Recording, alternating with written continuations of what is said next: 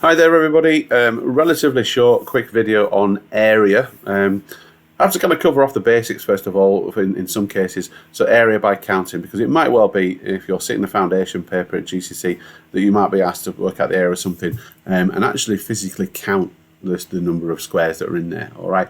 So just a couple of kind of housekeeping things in terms of area.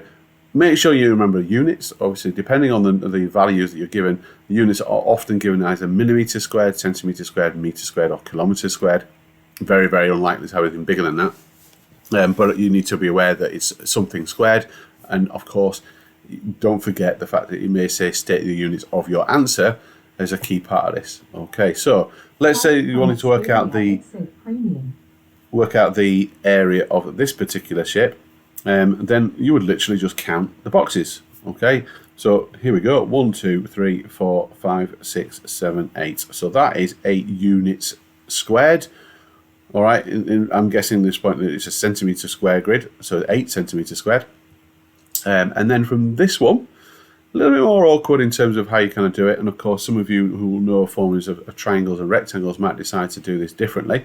But we are looking to count. So we've got 1, 2, 3, 4, 5, 6, 7, 8, 9 and 10. Those two are going to make 11 and those two are going to make 12. All right. So the idea of obviously kind of grouping to get together. Now I'm sure some of you would like that, and the idea of thinking, well, it's just base times height and half it. And then obviously you could do that. So 4 times 2 and half it will give you 4. So that gives you 1, 2, 3, 4 at the top. And then of course add the 8 at the bottom. All right. So there are different ways of kind of achieving it. This is one you're trying to count, and of course, as soon as you get into some dealing with a slope, obviously it gets a little bit more awkward in terms of counting. All right, so 12 centimetres squared. So rectangles, as you are more likely to know it, is base times height. Nothing more complicated than that at all. So if you've got the base and you've got the height, you're going to times the two together, and it's going to give you the area. So that means everything inside here. So that's going to give me 28 centimetres squared. So if I had 7 centimetres in a grid and 4 centimetres in a grid, I would have 28 little boxes in there. Similarly over here, so 4 metres times 11 metres. So again, just changing the units, so just be very, very careful of that, and clearly not to scale. And then I'm going to do 4 times 11, but it's going to be 44 metres squared. So again, keeping your eye on your units. Well, it would not surprise me that you might get a compound shape. So in fact, it's effectively more than one. So more than one rectangle kind of put together. So something looking like this. And of course, from this, it's about you trying to figure out how to split it up, because it can be split up in different ways, this one. So you could, if I take my cursor, you could split it like that. And that's going to give you a rectangle here and a rectangle here.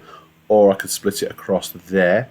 That's going to give you a rectangle here and a long rectangle over there. So there's a couple of ways that you can do it, and neither of them are wrong or right. They both work perfectly fine. You've just got to make a decision, because we are missing some key piece of information. I don't have that, and I don't have that.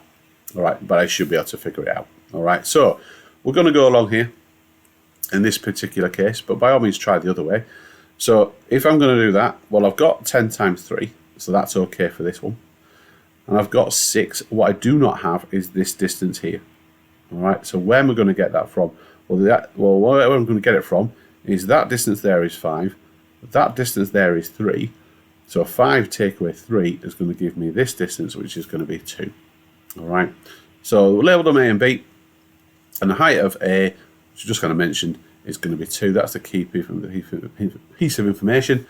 So now I can work out the area of the two rectangles. So 6 times 2 for the first one, that's what they're doing, which is 12. And then for this bottom one, I should mention 10 times 3, it's going to be 30. And of course, because it's compound, the two together, add the 2, it's going to give me 42 centimetres squared. All right, so that's the kind of compound shape involving rectangles. Now, compound shape, there is another lesson on compound shapes where it might be other types of shapes. So what you probably need to do is go through the lessons on all the different types of area of all the different types of shapes. And then you should be kind of in a good place when it comes to exams. All right. So please visit maths-school.co.uk. Link is at the bottom if you want some additional practice on these types of questions. Thanks for listening.